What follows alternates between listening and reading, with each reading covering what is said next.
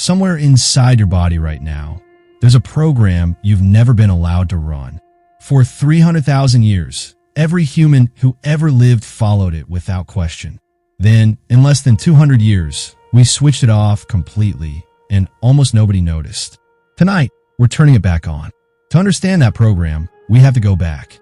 Back before electricity, before cities, before even fire. For most of human existence, night was not a pause between 2 days. It was a separate world, one with its own rules, its own dangers, and its own kind of consciousness. Right now, you live in a species that has only known true, unbroken darkness for a tiny sliver of its story. Every generation before electricity, before gas lamps, before even the first candle, spent nearly half of their entire lives inside that darkness. Not glancing at it, living in it. We tend to imagine our ancestors simply closing their eyes when the sun disappeared and reopening them at dawn, as if the hours in between were empty, wasted, unimportant.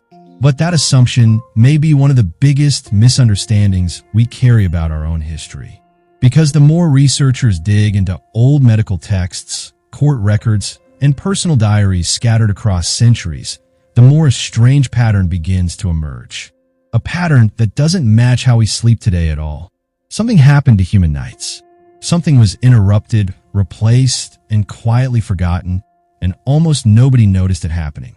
To understand what we lost, we first have to go back to the moment everything about human darkness began to change, back to the discovery that gave us power over the night for the very first time.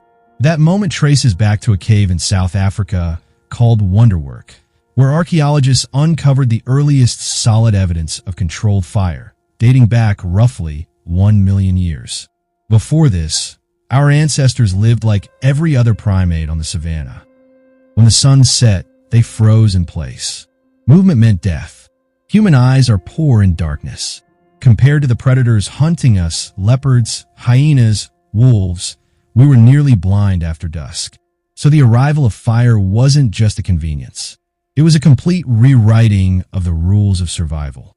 A single campfire created a rough 30-foot radius of safety. Inside that circle, predators kept their distance.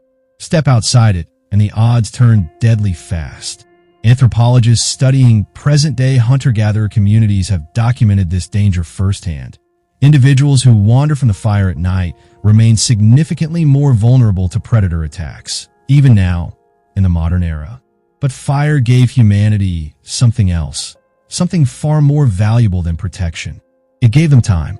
Before fire, a usable day ended the moment the sun dropped below the horizon, sometimes as short as 8 hours in winter.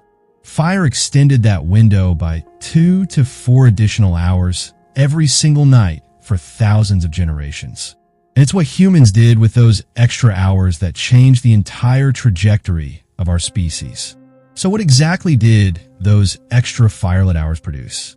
In 2014, anthropologist Polly Wiesner set out to answer that question. She spent years recording real conversations among the Jew/Hoansi Bushmen of the Kalahari Desert, one of the last communities on Earth still living close to humanity's original rhythm. Her findings, published in the Proceedings of the National Academy of Sciences, revealed something extraordinary. During daylight hours, nearly 80% of conversation was practical. Logistics, complaints, negotiations, the business of survival. But once the fire was lit, everything shifted. At night, roughly 81% of conversation turned into something else entirely. Stories. Myths about distant lands, tales of ancestors, jokes that rippled through the whole camp. Wiesner argued that firelight conversation may be where human culture itself was born. Not in daylight, not during work, but in the flickering hours after dark, when imagination had room to breathe. Think about what that means. The campfire wasn't just a source of warmth.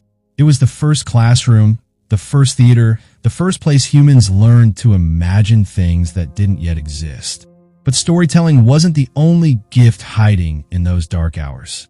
Because fire also unlocked something inside the human body itself. Something historians spent centuries completely misunderstanding. Here's the twist nobody saw coming. In 2001, historian Roger Ekirch published research that would quietly overturn everything we assumed about sleep. He spent 16 years combing through more than 500 historical references, prayer books, court records, medical texts, letters from ordinary people, even passages tucked inside Homer's Odyssey. And every single one pointed to the same forgotten pattern. First, sleep. Second, sleep. Before the industrial age, humans did not sleep in one continuous block the way we do now. People went to bed shortly after sunset, slept roughly 4 hours, then woke. Not from insomnia, not from disturbance. This was simply normal. They stayed awake for 1 to 2 quiet hours in the middle of the night before drifting into a second 4-hour sleep until dawn. What did they do during that waking window? Almost everything. They visited neighbors. They interpreted dreams while still fresh. A 16th century French physician even recommended couples conceive children during this time. One old doctor's manual described it plainly: the best hours for quiet study and reflection. For centuries, historians had actually been reading these references, but kept mistranslating first sleep into something else entirely. The idea of split sleep seemed so foreign, so impossible, that scholars unconsciously rewrote history to match their own modern experience. But then, in 1992, science caught up to what history had been quietly insisting all along. In 1992, psychiatrist Thomas, at the National Institute of Mental Health, ran a quiet but revolutionary experiment. He took a group of volunteers and stripped away all artificial light from their evenings. For 1 month, they lived with 14 hours of darkness a night, the same darkness our ancestors knew before fire extended the day. Within weeks, every participant, without being told, without being coached, settled into the exact same rhythm. For hours of sleep, a stretch of quiet wakefulness. For more hours of sleep, it was as if an ancient program had been sitting dormant inside them, waiting for the artificial light to finally get out of the way. But we found something even more remarkable when he measured their hormones during that middle-of-the-night waking period. Their brains were producing elevated prolactin, the same hormone released during deep meditation and after orgasm. Participants described the state as peaceful, reflective, almost trance-like. This wasn't simply a gap between two sleeps. It was its own distinct state of consciousness, one that most people alive today have never once experienced. So ask yourself this: if your body still carries this program after 300,000 years, what does it mean that you've never been allowed to use it? And what exactly took it away from all of us? The answer is almost disappointingly simple: light. In the 1600s, Paris installed some of the first street lamps under Louis XIV, and London soon followed. Then came cheaper candles, gas lamps in the 1800s, and finally, in 1879, Thomas Edison's electric bulb.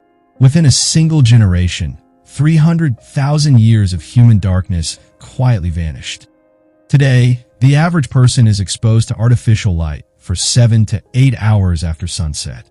That light, especially the blue glow from our screens, suppresses melatonin and convinces your brain it's still daytime at midnight.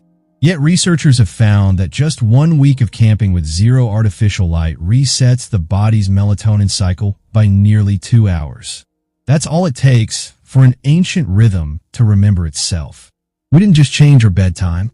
We erased an entire phase of human consciousness, the calm, reflective state our ancestors lived inside every single night. Now we call it insomnia. We treat it like a malfunction. But maybe waking at 2 a.m. isn't your body breaking down.